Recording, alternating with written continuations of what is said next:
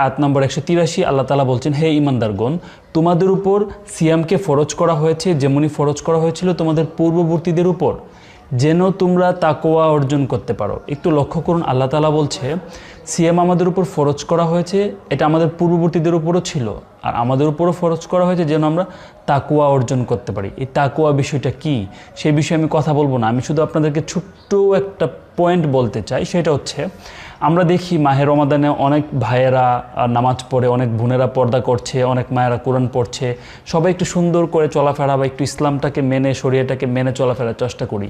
কিন্তু অত্যন্ত পরিতাপের বিষয়, অত্যন্ত দুঃখের বিষয় হচ্ছে কি, যেদিন ঈদের চাঁদ উঠে আপনি ওই দিন থেকে দেখবেন আমাদের মুসলিমদের প্রত্যেকটা পরিবারে টিভি চলা শুরু হয়ে গিয়েছে এবং বিভিন্ন বক্স দিয়ে, সাউন্ড বক্স দিয়ে গান বাজানো শুরু হয়ে গিয়েছে।